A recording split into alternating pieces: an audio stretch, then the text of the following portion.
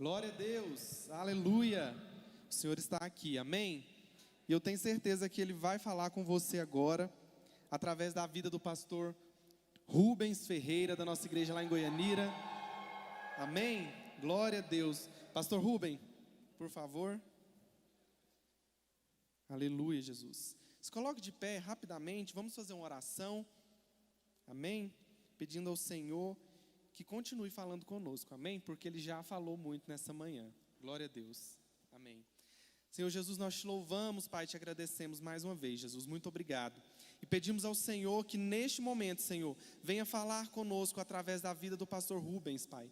Deus, muito obrigado por essa oportunidade que temos de ouvir o Senhor através da vida dele. Fala com ele, usa o teu servo nessa manhã, Pai, em nome de Jesus. E que nós possamos receber o que o Senhor tem para nós nesta manhã, em nome de Jesus. Amém.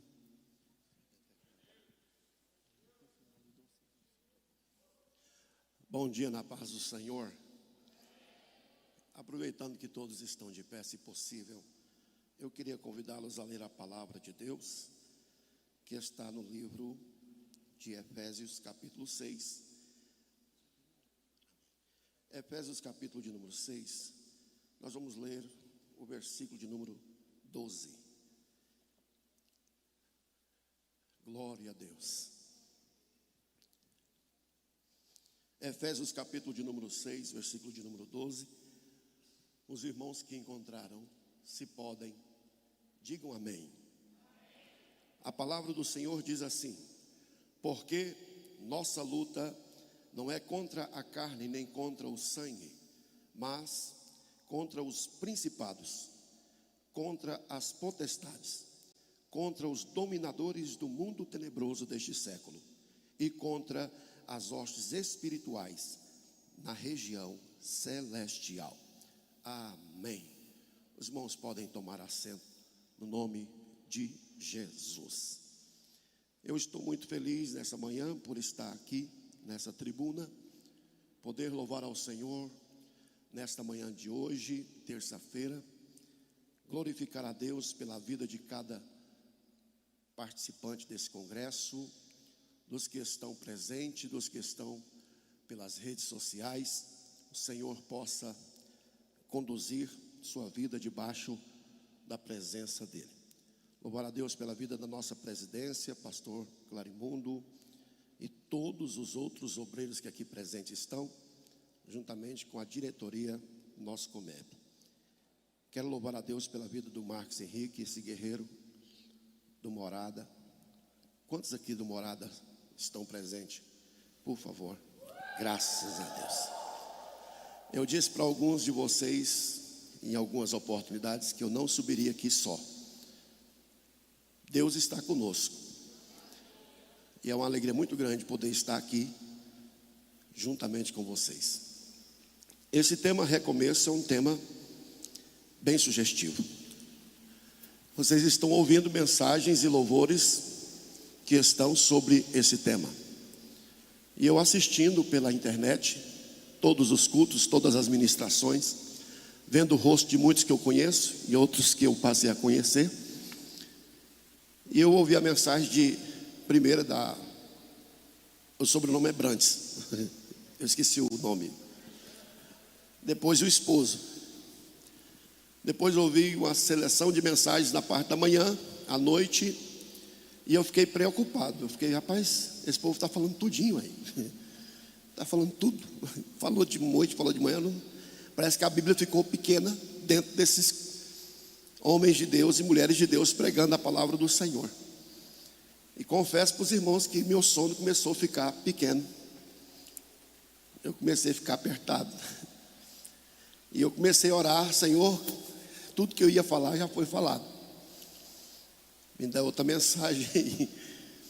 Apesar de que a Bíblia tem 66 livros, tem dia que nós olhamos para ela e as páginas ficam brancas. Não é porque Deus não quer falar, é porque ainda nós não encaixamos naquilo que Deus está querendo falar. E dentro dessa busca e procura, resolvi fazer uma vigília. Minha esposa passava para um lado e para o outro e dizia: vai dormir. E eu tenho que orar aqui, falar com Deus e buscar mais a palavra. Vai dormir. E aquilo foi me deixando assim difícil, que eu estava orando e quando eu olhava na porta, a mulher estava me olhando e eu, meu Deus do céu, tem misericórdia. E por fim, eu entendi que ela, de tanto insistir, vai dormir, eu pensei, Deus vai falar comigo no sonho. Então eu fui dormir, com a preocupação de não acordar cedo. Mas graças a Deus que o Senhor é misericordioso. E o pão nosso de cada dia, Ele sempre tem para os seus filhos a cada manhã. Quero deixar aqui uma palavra de Deus ao seu coração. Recomeço, olhando para aquela chamada dos Comep, que traz aí uma lembrança sobre alguns jogos que muitos de vocês sabem jogar muito bem. E eu não vou falar muito dessa área, porque no meu tempo era o tempo do Atari. Vocês não vão saber nem o que é isso, né? Alguns de vocês não sabem nem o que é isso. O come-come lá, o joguinho. E aquelas fases difíceis, que saíam uns fantasmas lá e não deixavam a gente terminar a fase. E sempre tinha que voltar ao recomeço. E eu me vi numa situação bem tranquila quando comecei a buscar recomeço na Bíblia, porque desde o começo já começa falando de algo relacionado a isso. Na carta de Paulo aos Coríntios fala do segundo Adão, do último Adão, Cristo. O primeiro falhou, teve um recomeço. E diante de tantas ministrações e louvores que aqui foram ministrados sobre nós, eu trago hoje uma mensagem de recomeço para que nós possamos avançar, para que nós possamos dar continuidade no projeto que Deus reservou para nós. Lembrando que nesse recomeço nós temos que conhecer o campo de batalha, o campo de guerra. E para falar desse assunto, um assunto tão vasto, e aqui nesse texto que nós lemos fala sobre este assunto, e nós precisamos recomeçar sabendo quais são as armas que vamos usar, onde é o campo de batalha, ou que tipo de guerra eu vou estar enfrentando, para que eu possa avançar na minha etapa da vida cristã, prosseguindo em santidade. Quando eu leio o texto de Efésios capítulo de número 6, vai nos mostrar um campo de guerra. E é justamente por não conhecer o campo de guerra que muitas vezes estamos sendo bombardeados, muitas vezes estamos sendo destruídos, por não saber qual é o local, qual é o lugar que nós devemos guerrear.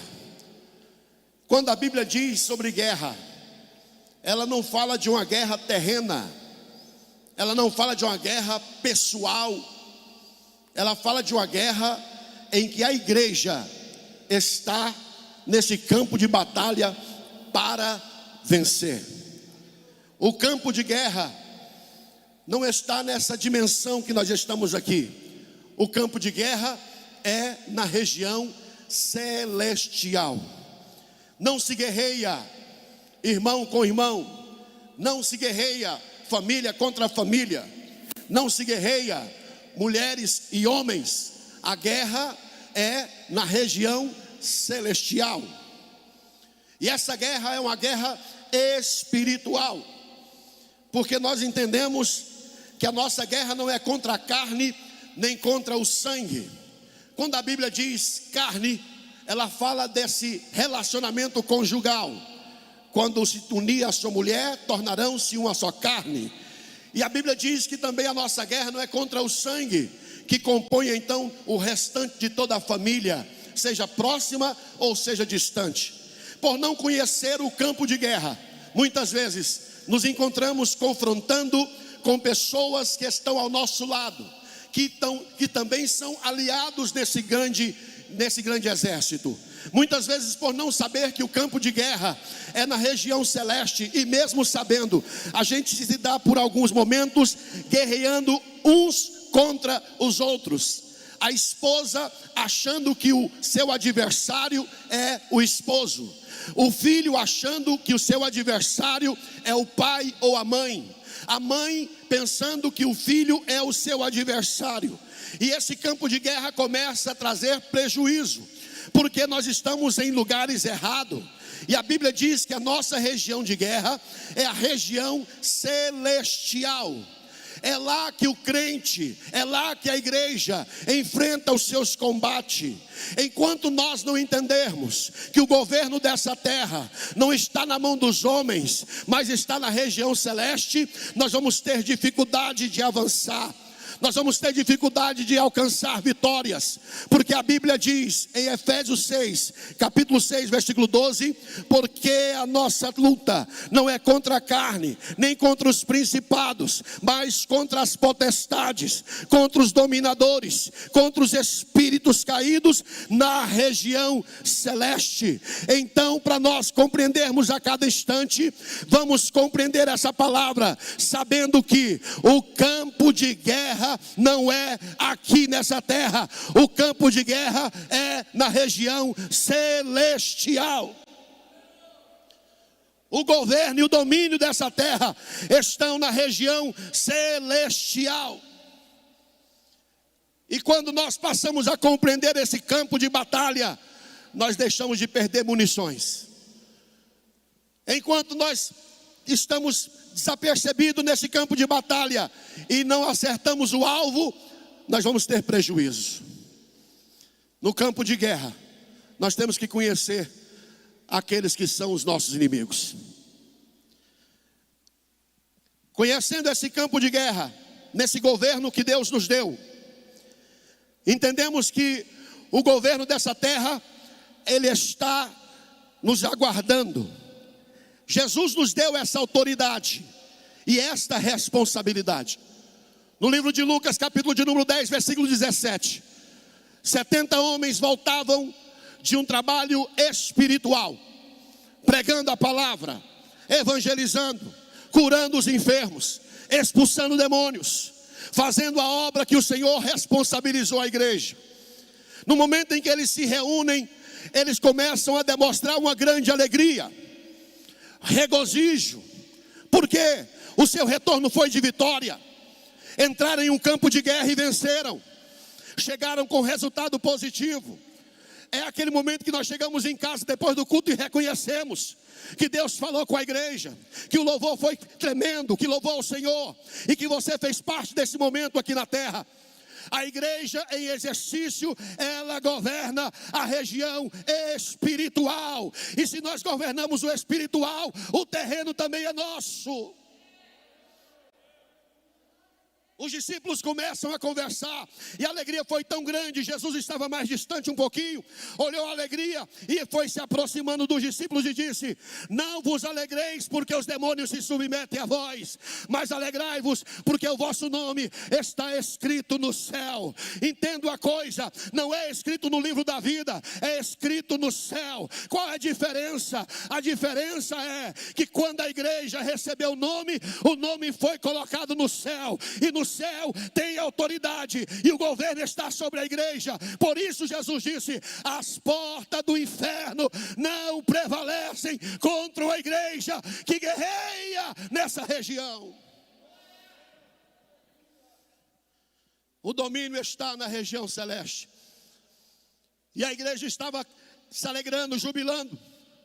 Quando Jesus termina de dizer tais palavras, ele ainda comunica à igreja, para aqueles homens: olha, eu vou estar delegando para vocês a autoridade. Qual é a autoridade? Leia comigo Lucas capítulo de número 10. Se você trouxe a sua Bíblia, se você pode ler comigo Lucas capítulo de número 10 e o versículo 17. Olha o que diz a palavra do Senhor. Diz assim a palavra do Senhor, Lucas capítulo 10, versículo 17. Enquanto você encontra, eu faço menção do meu pastor presidente, pastor Clarimundo César. Satisfação tê-lo aqui conosco.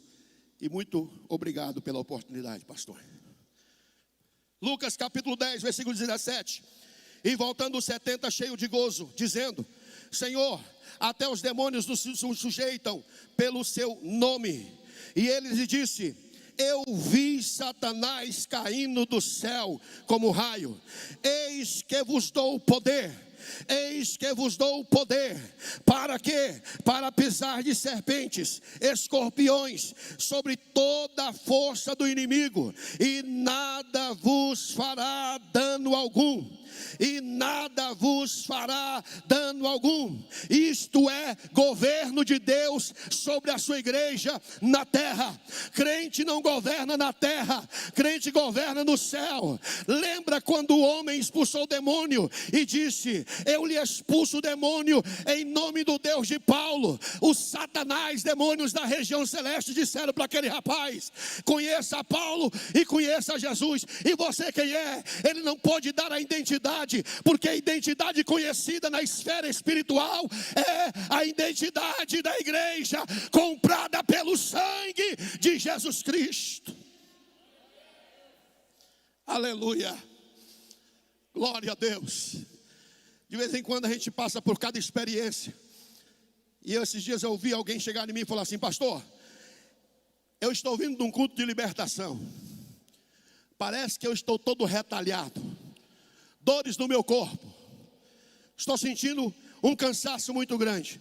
E eu comecei a refletir em Lucas 10:17, que quando eles voltavam, expulsando demônio, falando em línguas, repreendendo, curando os enfermos e louvando ao Senhor, eles jubilavam.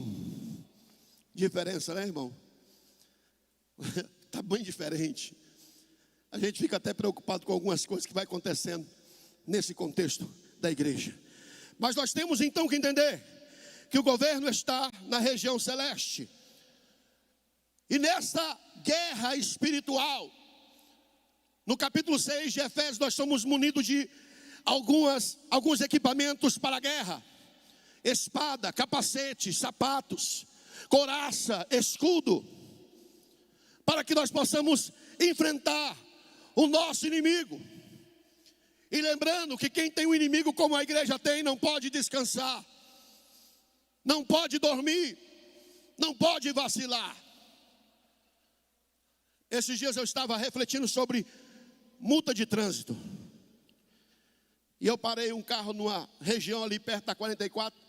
Quando eu cheguei, estava um papel no painel. E eu peguei o papel e fiquei chateado demais.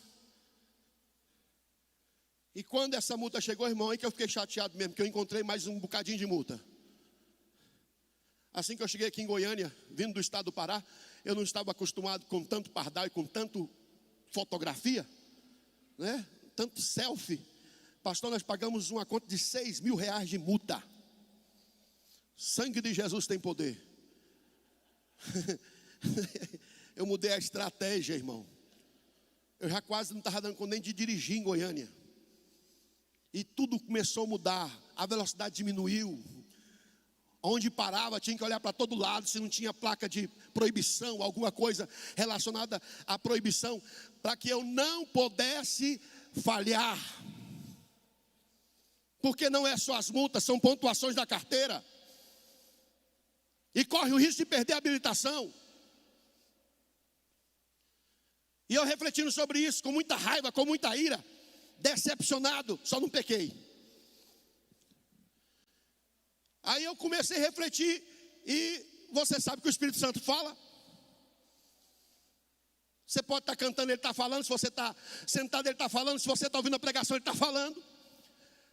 E eu tinha algumas dificuldades. E o pastor Clarimundo um dia desses falou da dificuldade que ele teve algum tempo atrás aqui, numa reunião de obreiro, sobre loteria. O senhor lembra que o senhor falou da dor na perna? Tinha uma galera ali atrás que ficou todo mudo. Ficou mudo porque não tinha como fugir. E de repente a gente paga uma prestação de água ou de alguma coisa, e o caboclo falou assim: o senhor leva um joguinho, uma fezinha? A fé é surda, muda, e você pode ganhar, né? Você não sabe. A gente fala: não, irmão, me dê. E eu passei a pagar só da casa lotérica para ver se o troco virava bilhete. E Jeová, irmão, tem coisas que você vai ter que entender, que quando ele fala, ou você deixa, ou vai ter prejuízo. O Espírito Santo falando no meu coração: vou fazer uma proposta, pastor, Rubens. E eu falei: então faça a proposta. Eu estou queimando, eu quero obedecer. Aí ele falou assim, ó: assim como você pagou a multa do seu carro porque estacionou errado, eu quero propor para cada pecado você pagar uma oferta de R$100. De imediato eu fiquei pensando: onde é que eu vou trabalhar? Onde é que vai arrumar essa fábrica de dinheiro? Mas eu aceitei o propósito de Deus na minha vida, de forma pessoal. E por algum tempo eu fiquei sem exercer esse negócio de ir lá propor um pagamento. E fui exercendo, e fui tirando, até o momento em que não teve uma situação favorável e eu cedi. E eu fiquei pensando: graças a Deus eu fiquei 60 dias. 60 dias não faz diferença, você só mudou o dia de pecar.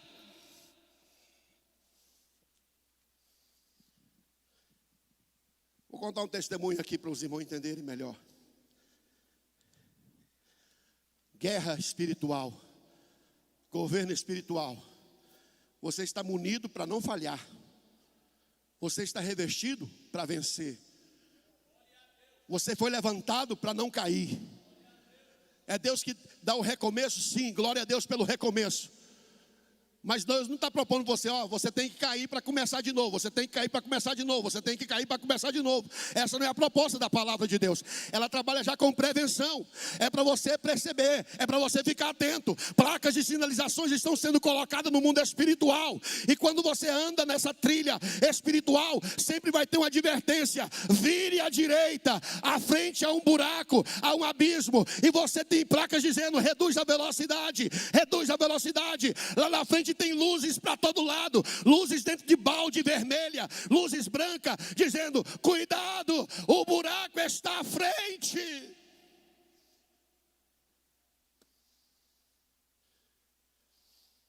Nesse recomeço, a proposta de Deus é que a sua igreja não erre, não fale, que ela continue, que avance, porque a promessa é da igreja. E quando eu falo de promessa, me lembro de Abraão, que a Bíblia diz: creu na promessa e foi fortalecido, dando glória a Deus. É glória a Deus da manhã que levanto, é glória a Deus no período da tarde, é glória a Deus no período da noite. O culto não começa às 19 horas, no 19 horas começa o horário da oferta. Que culto é oferta? Você chega para ofertar o que você fez durante o dia. Governo de Deus. Houve um problema no Éden. Deus expulsou Adão e Eva. Não pode ficar. A multa não vai te dar condição. Você pode até entrar com recurso. Só vai atrapalhar o processo de pagar logo e resolver.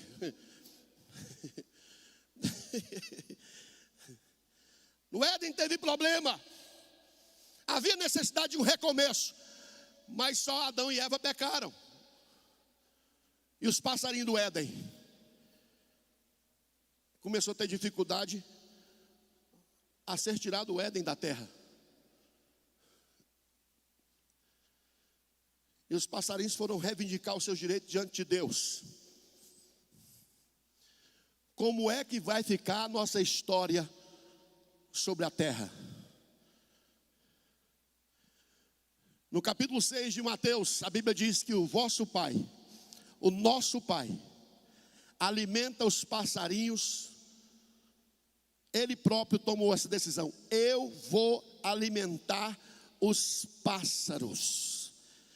Aí a minha conjectura, que é pequena e humana e caída, fala assim na minha mente: Deus juntou um monte de quirela, de milho moído, de coisas que o passarinho gosta, enche a mão e fala assim: tchá, tchá, tchá, tchá, todo mundo comendo, todo mundo comendo, todo mundo comendo. E o que me leva a entender nesse texto, nessa situação que eu estou aqui mostrando para você, é que quando Deus propôs alimentar os pássaros também tomaram a decisão. Qual é a decisão dos pássaros? Toda manhã eu já vou louvar, eu já vou cantar, porque porque eu tenho certeza que fiel é Deus, que não me deixará sem comida. Quer aprender a ser sustentado por Deus? Levante pela manhã e comece adorando a Deus logo pela manhã. Abraão foi fortalecido. Glória a Deus. Sara não era muito de dar glória a Deus, logo queria ajudar Deus no projeto. Entendeu aí, irmão? Não. O governo de Deus está sobre a igreja que adore. Eu pego uma passagem bíblica para trazer para os irmãos a questão da adoração. Em Mateus capítulo 7 ou capítulo 4, ou de Lucas, falando da tentação de Jesus. Um glória a Deus, irmão, é tão poderoso. O glória a Deus é tão vivo. Ele reaviva o nosso entendimento de tal forma, que quando Satanás estava no deserto para tentar Jesus, ele propôs para Jesus o seguinte: olha, todo esse reino eu te dou, se prostrares nos meus pés e me adorar. E Jesus sabia que a adoração só pode ser endereçada a quem é Deus verdadeiro, a quem é Deus absoluto, Deus da terra, Deus do céu e Deus debaixo da terra. E Jesus disse: não adorarás a outro deuses, somente a Deus adorarás e só Ele servirá. Tem que se fortalecer na glorificação, na adoração a Deus. Eu já ouvi muito testemunho de pessoas, e é difícil contar alguns que a gente passa, porque o trem é feio. Dificuldades da vida cristã,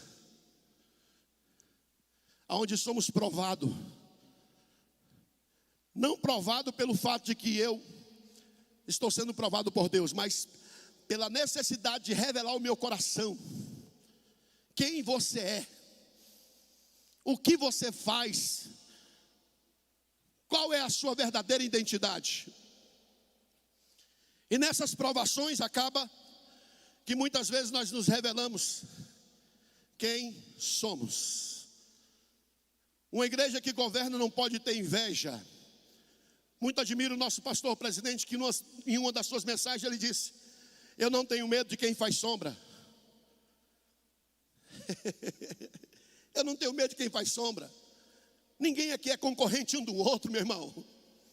Nós não estamos aqui para trazer uma competição entre quem prega melhor e quem canta melhor. Nós queremos uma igreja atuante, governando nessa terra, através do nome de Jesus. E esse governo não é um governo qualquer. O maior exemplo desse governo é o nosso Senhor Jesus, que quando passou pela experiência humana,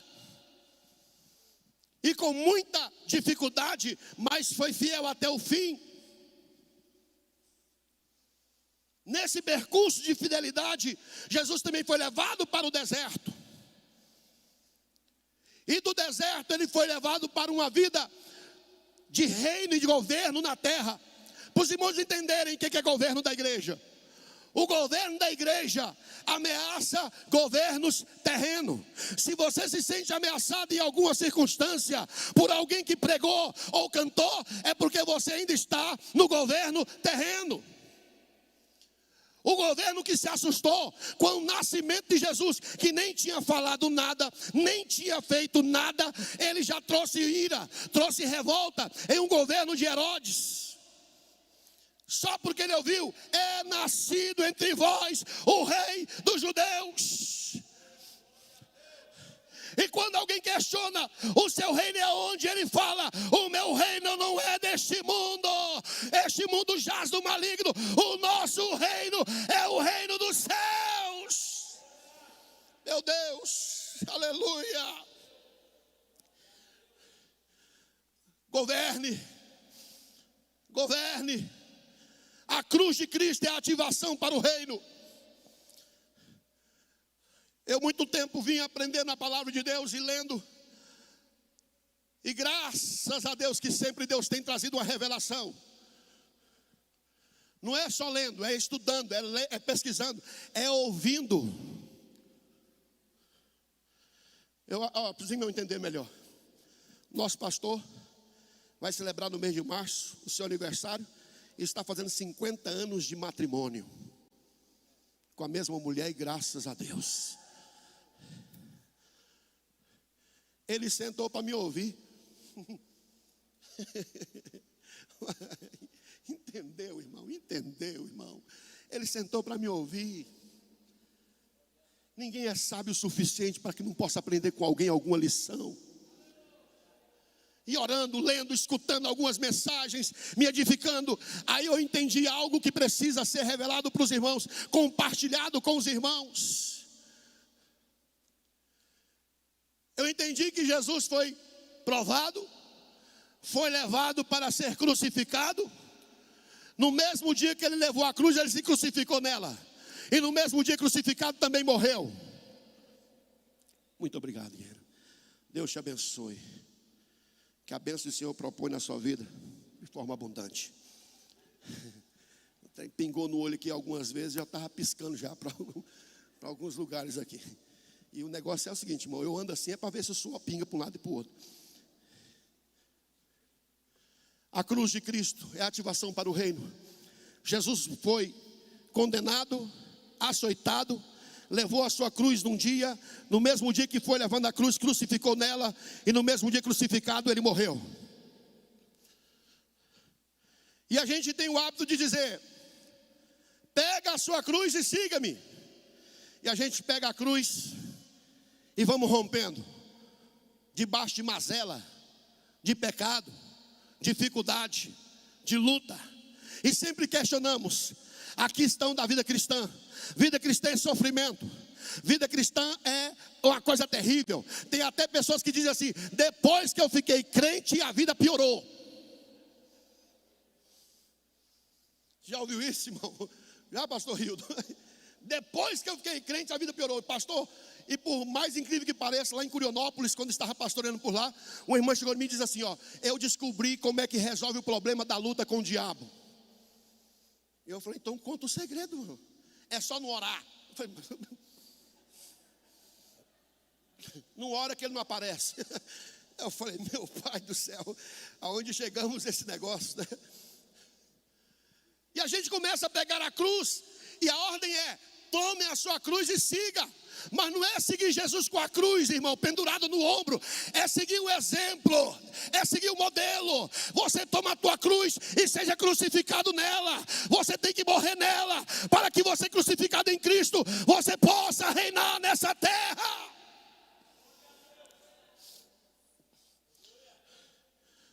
Paulo disse: trago no meu corpo as marcas de Jesus Cristo.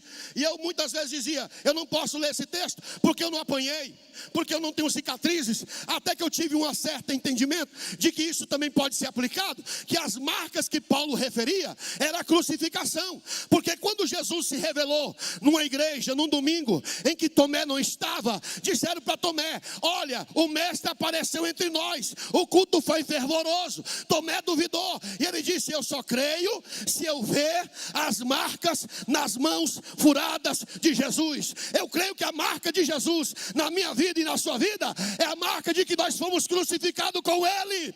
Crucificado com Ele. Crucificado com Ele. Reine com o Senhor. Recomece a governar.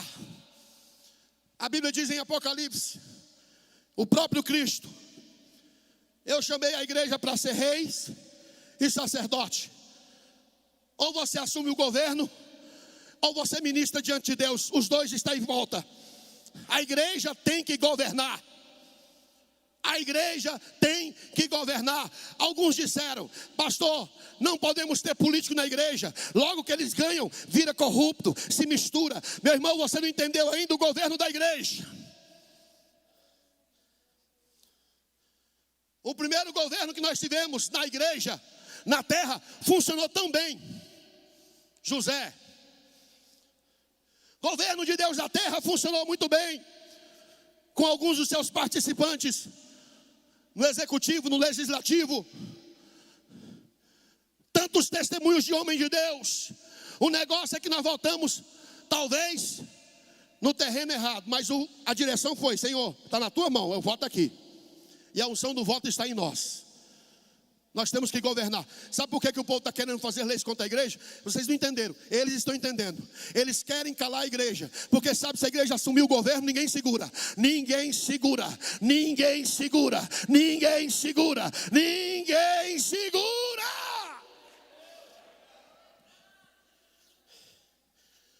A guerra é a oração. Eu sou do tempo do círculo de oração, fazer um círculo no final do culto, das orações da manhã. E esse círculo de oração era chamado de fórum, delegacia.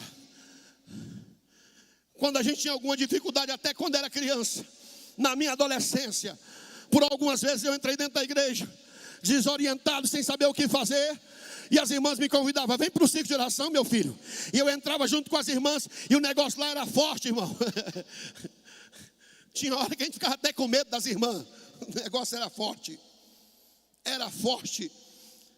Quando a língua estranha saía da boca da irmã, a gente ficava assim, meu pai, vai revelar tudo.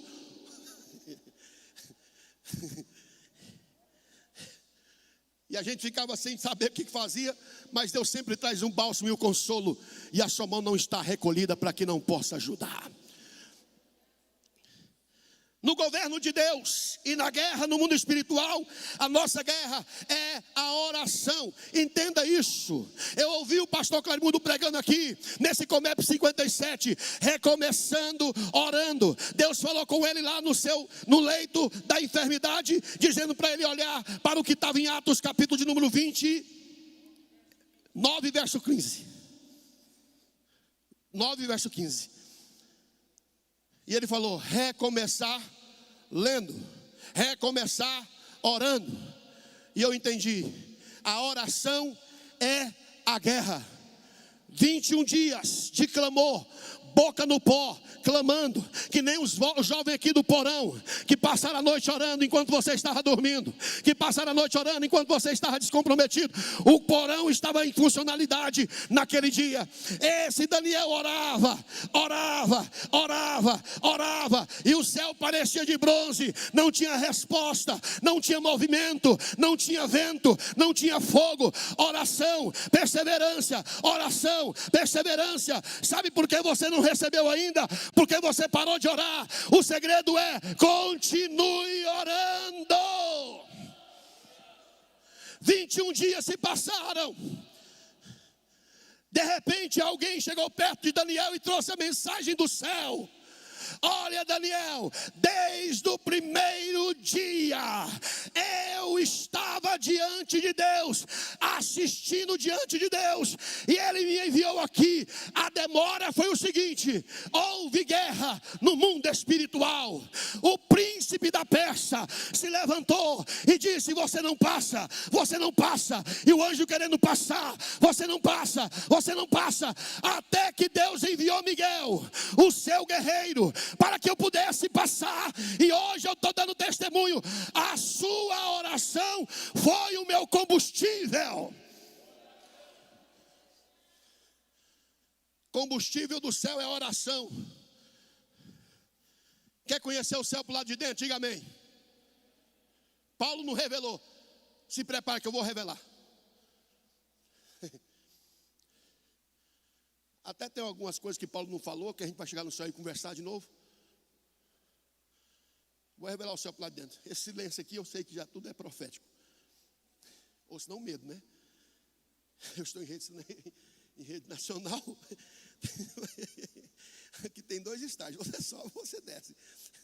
Vou revelar o céu para o lado de dentro. Paulo disse que o que os olhos não viram e o que os ouvidos não ouviram, o Pai reservou. Mas eu recebi uma palhinha, eu vou revelar. Quem quer conhecer o céu para o lado de dentro, diga amém. Lá já sabe que é rua de ouro, né? A rua lá é de ouro. O negócio lá brilha que nem cristais. O negócio é tremendo. Mas eu aprendi a movimentar o céu para o lado de dentro.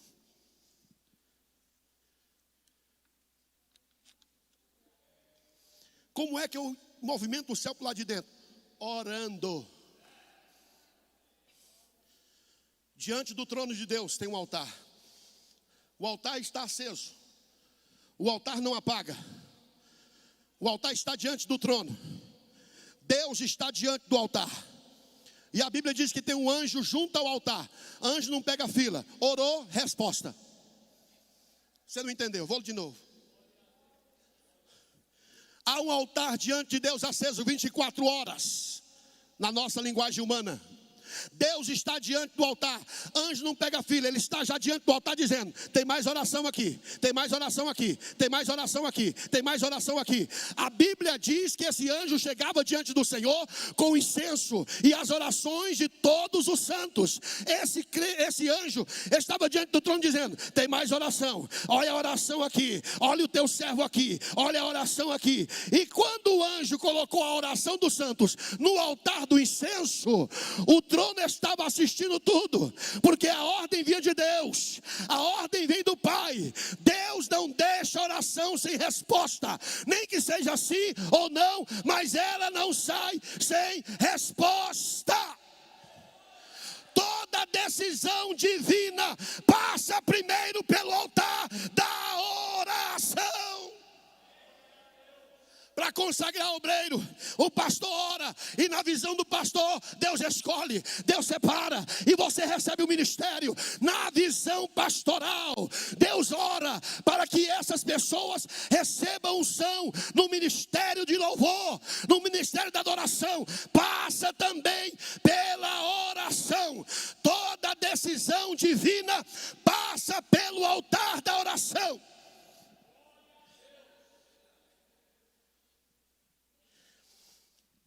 E quando a oração chega diante do altar, acontece 4 coisas fenomenais.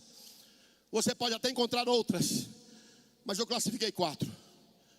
Com a mesma taça que o anjo derrama a oração, ele pega a taça e enche da brasa, e olha para a terra, e sobre um comando divino, ele lança as brasas sobre a terra. Apocalipse capítulo de número 8.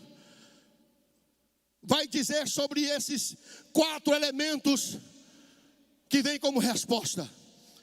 Primeiro elemento, a sua oração, ela vem como trovão.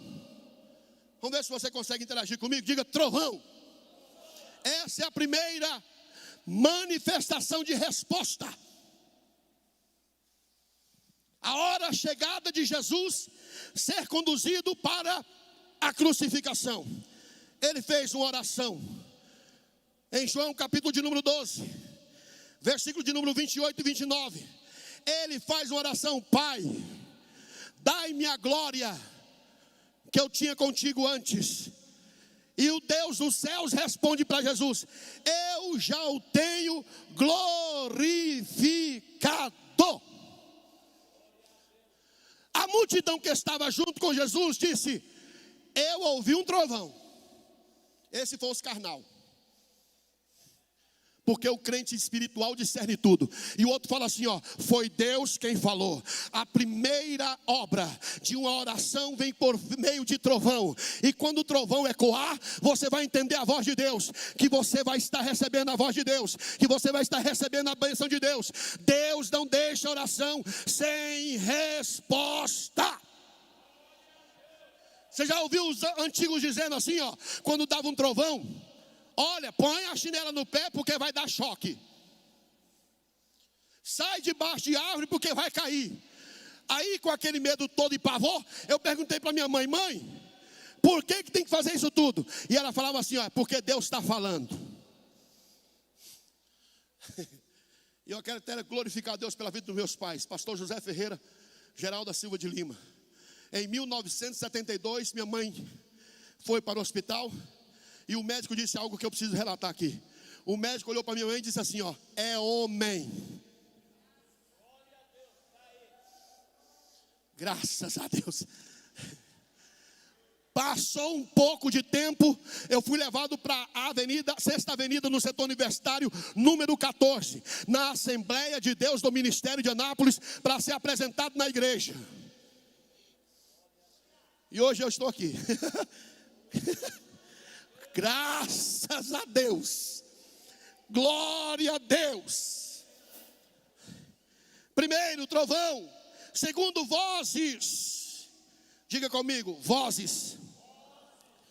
Zacarias tinha um desejo no coração, desde a sua juventude. E o pensamento de todo jovem é: eu quero casar e constituir família. E um desejo de um sacerdote é: eu quero filho homem para prosseguir o ministério.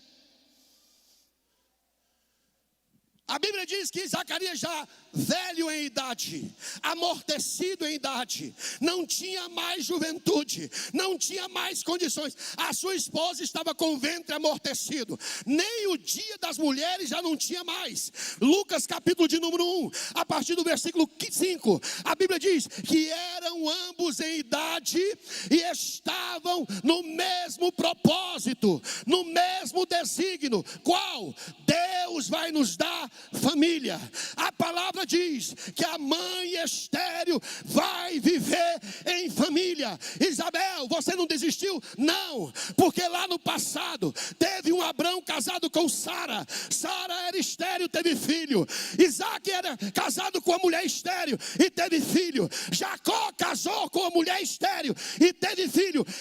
Eu creio no milagre.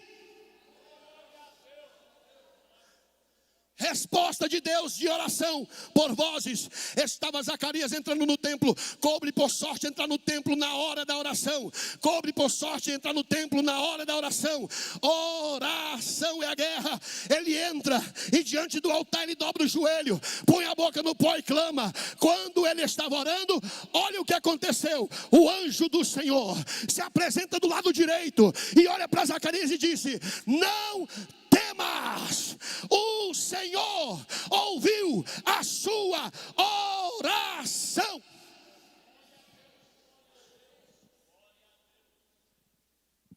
Oração de Zacarias não foi 21 dias não, meu irmão. Tem que orar. Quando o anjo disse: não temos ouvido sua oração, a oração da juventude: a sua mulher terá um filho. O negócio foi tão forte, tão poderoso, que ele não acreditou, ele duvidou. E o que aconteceu? A voz cessou. Só pôde falar no dia que a voz nasceu. Sabe qual foi o dia que a voz nasceu? Quando João nasceu. Porque ele foi nominado como a voz do deserto. O dia que João nasceu, João falava, ou quando João nasceu, Zacarias voltou a falar em uma discussão em que estava dizendo: o nome do menino será fulano, será Beltrano.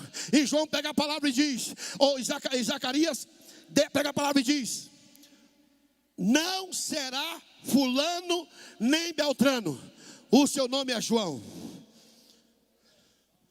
Porque toda promessa vem com o nome.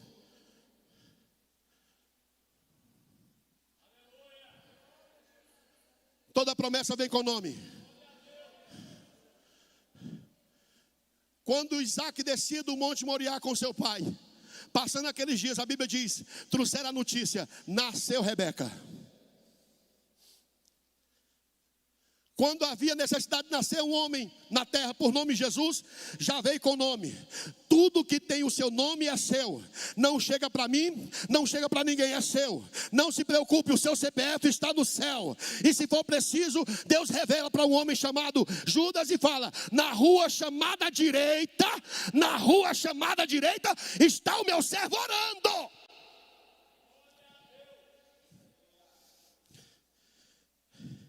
Zacarias recebe as vozes do céu. E eu quero aqui começar uma conclusão dizendo, em Apocalipse capítulo 8 também diz: trovões, vozes, relâmpagos e terremoto. Diga comigo, terremoto. A Bíblia diz que Paulo e Silas saíam da oração. Atos 16. E saindo da oração, irmão, é sair da oração, o diabo já vem perturbar. E olha que ele só troca de roupa, hein? Apareceu uma jovem. E toda vez que Paulo e Silas passavam aqui, ela era o carro volante, anunciando para o culto à noite. Esses homens são homens de Deus, profetas do céu, e que mostram o caminho. Estes homens, e foi fazendo. Por fim, Paulo já não aguentava mais a propaganda, olhou para a mulher e disse: demônio, sai, bate em retirada, em nome de Jesus, sai. Os demônios saíram. Os comerciantes que viviam à custa daquela mulher, pelas suas adivinhações, percebeu que o demônio da adivinhação tinha saído. E entraram em acordo entre eles e disseram: acabou o nosso comércio. Não vai ter mais lucro nas pensões, nos hotéis. Não vai ter mais a venda do salgadinho. Não vai ter mais a buchada na costa para a rua. Não vai ter mais. Por quê? O demônio que estava trabalhando para nós foi embora. Reuniram entre si e chamaram o sinédrio, o concílio. Levaram essa difamação para o rei, para os governantes daquela região. E eles se reuniram em praça pública. Pegaram Paulo e Silas e deram-lhe grandes açoites e bateram nele. E eu não digo para os irmãos, tem gente que se ofende só porque ouvi falar que falaram de mim. Ele já se ofende, quer desviar, ele fica zangado, ora para Deus matar, faz campanha de hino para poder matar. Paulo e Silas levaram, no Pará a gente destaca, uma senhora taca. E a Bíblia faz questão de dizer: deixaram meio morto e levaram para o cárcere inferior, para a prisão da solitária, nos lugares mais repúblicos, mais profundos. E lá dentro açoitaram e prenderam suas mãos, prenderam seus pés, e eles ficaram ali.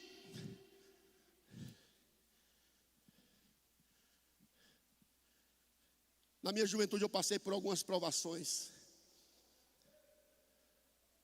Alguns erros me levaram a ser disciplinado pelos meus pais. Aí meu pai pegava um cinto, colocava assim num lugar bem visto, e falava assim: Rubens, eu não quero usar esse cinto não, mas se precisar eu uso. Aí quando eu fazia umas coisinhas mais terríveis, aí o cinto era lembrado: olha, não quero usar esse cinto, mas se precisar eu uso. E um dia meu pai deixou uma tarefa para mim: capina esse lote aqui, para quando eu chegar está tudo pronto. E era coisa rápida, irmão. E quando meu pai virava as costas, eu saía com meus amigos brincar de bola, queimada, pique-pega, pular fogueira. O negócio era carrinho de rolemã, o negócio era terrível. Não almoçava, ficava seco no sol. Hoje eu estou gordinho assim porque alguns disseram assim: o que não mata engorda. Tentaram me matar, eu só engordei. Graças a Deus, com vida. E aí quando meu pai apontou na esquina, que eu olhei, corri lá em casa, peguei a enxada. E irmão, você sabe o que é capinar correndo? Só dá aquela mastigada assim, levanta a poeira e você... Joguei a enxada para fora e banhar. Porque sujo eu apanho, banhado não. Quando eu saí para banhar, meu pai já estava me esperando com cinto, irmão. Ele: o que você fez o dia todo que não me obedeceu e não capinou? Eu falei: capinei, Rubens. Não capinou. E aí você faz aquela cara de tadinho, né? Que funciona quando é pequeno, mas nesse dia não funcionou. E eu tinha maneira de segurar o cinto. Que o cinto levantava, eu segurava para não apanhar. E quando eu fui segurar o cinto, ele falou assim: se segurar é mais duas. Aí quando eu fui segurar o cinto, ele falou assim: eu vou fazer um negócio com você. Ele falou assim: você dobra o joelho e ora. Se Deus falar comigo, não te bato.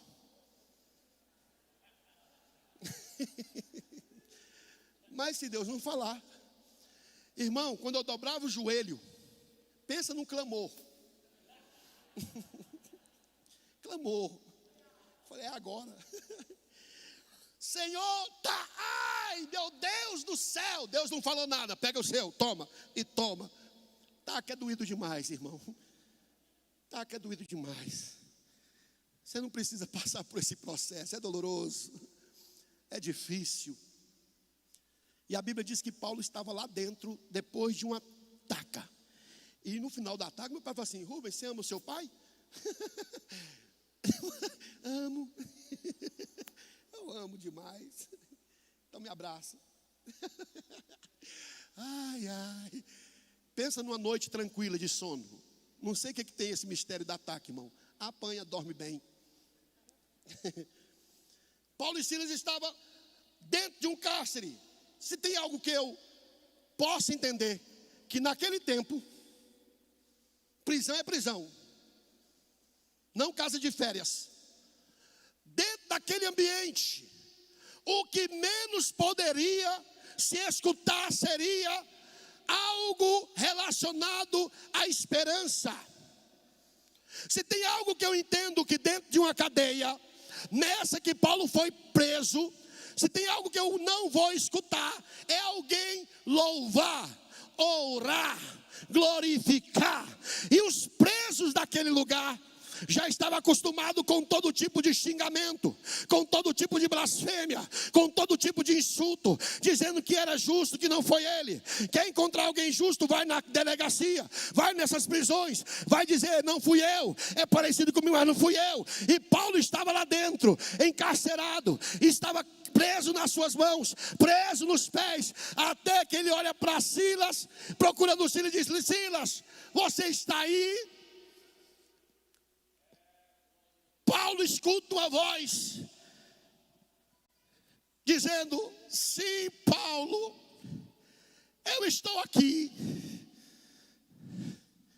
A Bíblia diz, perto da meia-noite, Paulo e Silas começaram a orar.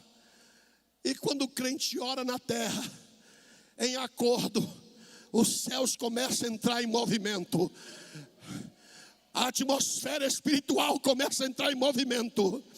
O negócio começa a mudar. O ambiente começa a mudar. As dores começam a ser esquecidas.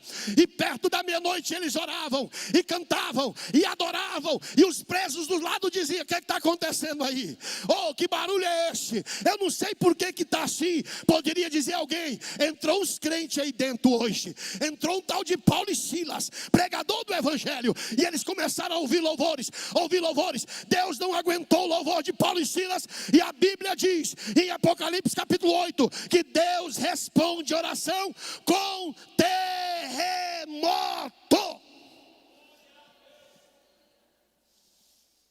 Tremeu a terra, tremeu a cela, tremeu a corrente, tremeu as cadeias, quebraram os grilhões, despedaçaram, as portas se abriram, e o soldado que estava em sentinela disse, todo mundo fugiu, eu vou me matar. E Paulo chega dele e diz, não faça mal para vós, estamos todos aqui. Ele ficou tão impactado, ele ficou tão cheio, ele ficou tão alegre, que ele pergunta, como eu poderei ser salvo? E Paulo diz, crê no Senhor Jesus, e será salvo tu e a tua casa. É o recomeço. Será salvo tu e a tua casa. É o recomeço. A vitória é nossa.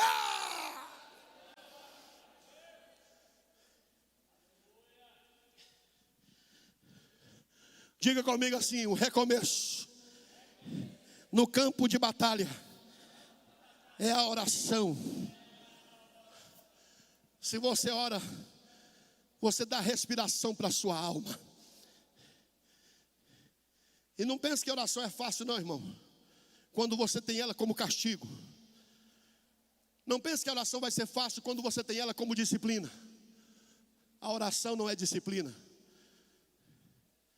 A oração não é castigo. A oração fala de dependência. Eu dependo dele. Eu dependo dele. Eu dependo dele. Eu dependo dele. Eu tenho que viajar, eu dependo dele. Eu sou do tempo que para crente viajar, para sair de algum lugar para o outro, ele chegava no pastor e disse, pastor, há um propósito. Qual é? Eu vou viajar. O senhor ora? Ele diz, oro. Aí orava, com poucos dias ele voltava e dizia, pastor, é hoje a viagem, oração.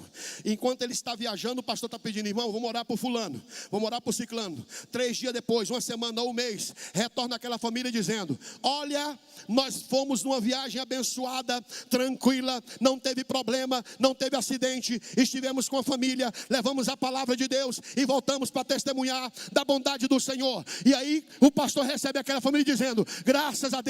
O que é isso? A guerra foi travada e você alcançou a vitória. A guerra foi travada e você alcançou a vitória. Eu gosto de desafio.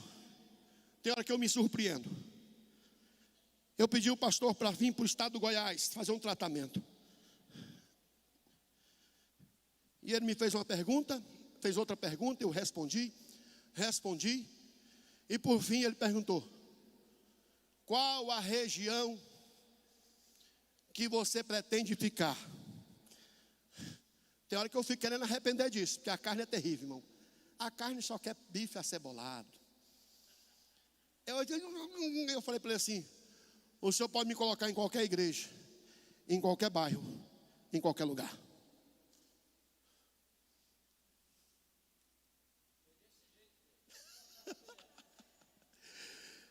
Aí eu fui para lá em Goianira. Eu cheguei em Goianira e falei: Senhor, é aqui? É. Ai, meu pai. Oh, Senhor, no dia eu levei um tombo de moto, irmão. Pensa num tombo miserável, quase me matou. Eu falei: meu Deus. Fui num culto da igreja nossa lá, a congregação, a irmã levantou e falou assim: caiu, mas não é para a morte, meu servo. Voltei meio consolado, meio querendo revoltar, meio consolado. Aí eu fiquei lá na igreja uns dias e apareceu um irmão por nome Márcio.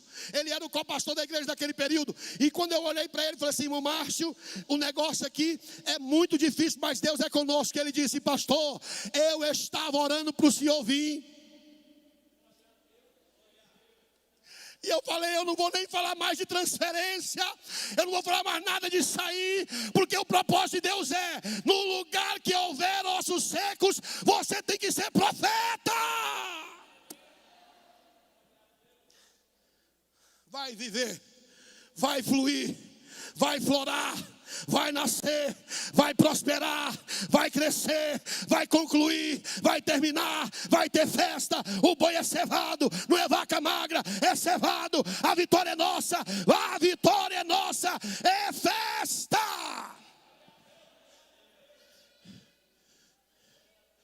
Eles aqui não me deram sinal ainda. Não sei se é o pastor que vai me dar o sinal, né? Mas eu estou percebendo que começou a juntar o povo aqui para terminar. Eu termino. Eu tenho que entregar esse microfone. Mas eu tenho que concluir essa mensagem dizendo para você: o recomeço, diante de tanta falha, com tantos inimigos, é você se arrepender. E se tem algo que Deus ama, é quando alguém se arrepende. A festa não será pequena. Você tem que aprender a celebrar. Quando Israel foi sair do Egito, eles não jejuou, ele assou foi carne. E quem mandou foi Deus: assa a carne e come. Entendeu, irmão? Celebrar. Quando o filho pródigo voltou, houve festa. Celebração. Caim errou, matou o irmão. E eu faço uma conjectura dizendo assim, que Caim matou sem saber, porque não tinha tido nenhum homicídio na terra. Qual é a base que eu posso tirar sobre isso?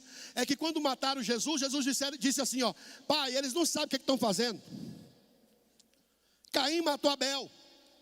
E o sangue de Abel foi lá no trono reivindicar de Deus.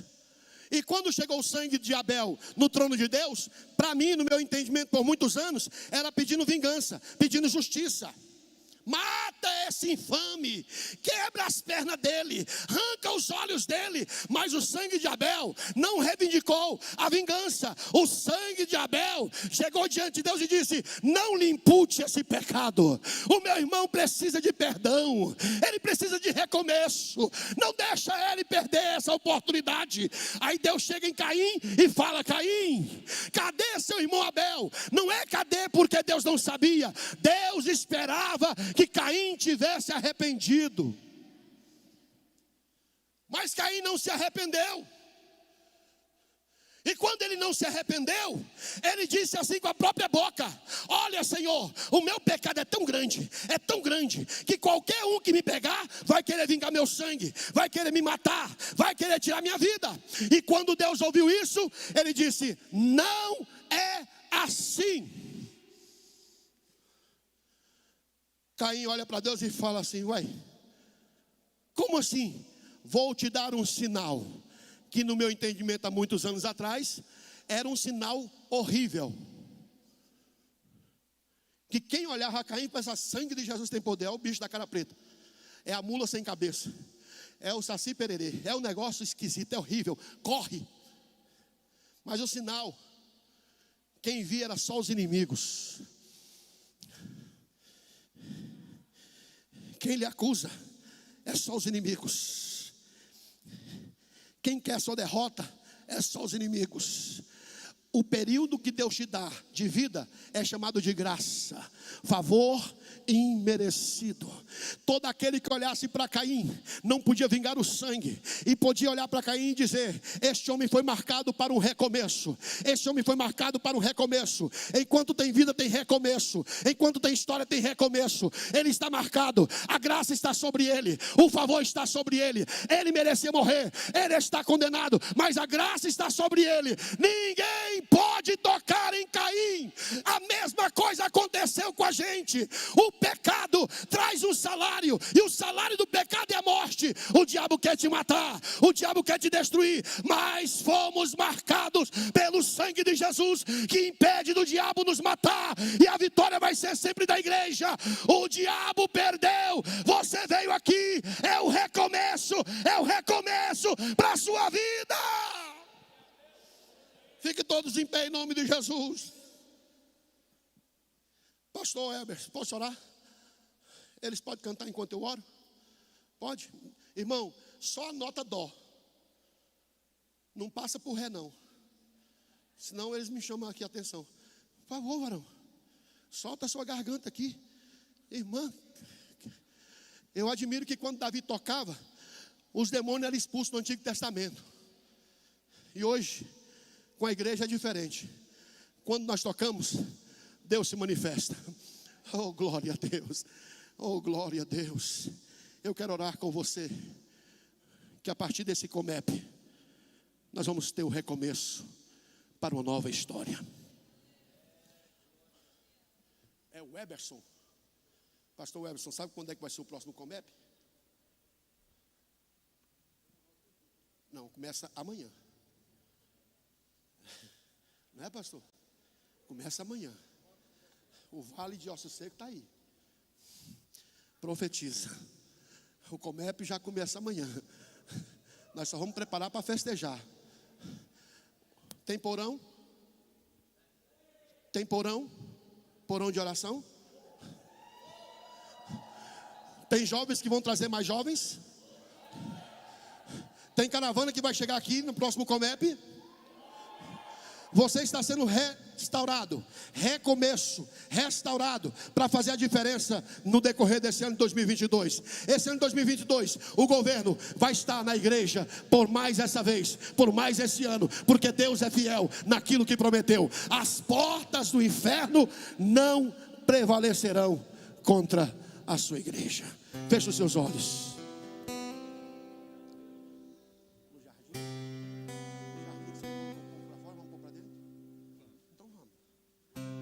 Do jardim que Adão foi expulso, nós vamos voltar. Amém? Ele ora cantando, nós vamos cantar orando. O jardim foi expulso, a humilhação. O último hino que Santo Antônio. Ela quer conhecer Jesus. Então é isso mesmo.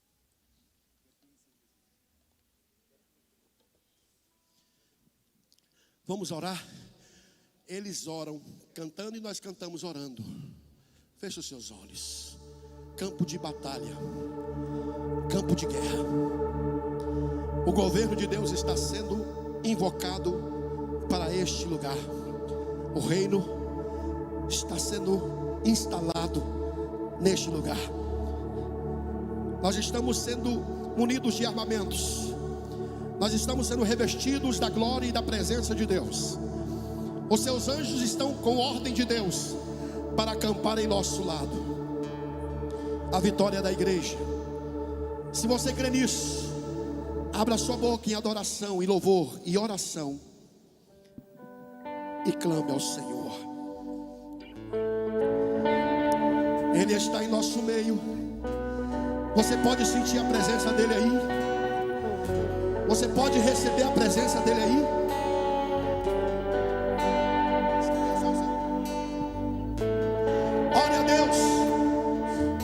O recomeço na sua vida começa. Esse divisor de águas para trazer um diferencial. Meu orgulho me tirou do jardim. É hora do recomeço. Sua humildade colocou jardim em mim. Se eu vender tudo que tenho, Ore a Deus, louve ao em Senhor. troca do amor, Meu Pai, falharia. nesta manhã de hoje, ao ouvir a tua voz, Pois o nos rendemos a amor ti. não se compra, Celebramos ao teu se nome. merece. Manifestamos a nossa gratidão e louvor. Se Pai, no nome de ganha, Jesus, de graça o recebe. por meio dessa adoração, movimenta nesse coração, Quero conhecer movimenta nesta família, Jesus. restaura esta família, que nós possamos viver esse recomeço em vitória, um recomeço em vitória, em conquista. Eu quero Recebe de Deus aí a sua bênção, Jesus. aquilo que o seu coração tanto deseja. Comece a celebrar, porque a vitória é nossa. Jesus.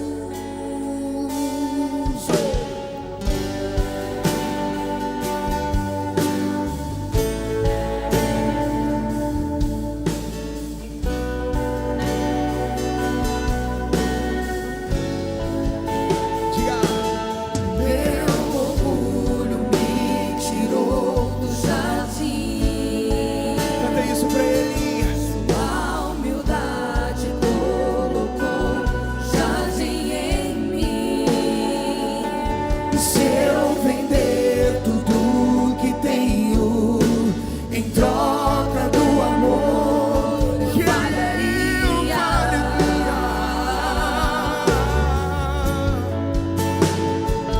pois o amor não se compra. Nem se merece. Declare. O amor se ganha. De graça o recebe. Eu quero conhecer Jesus. Eu quero conhecer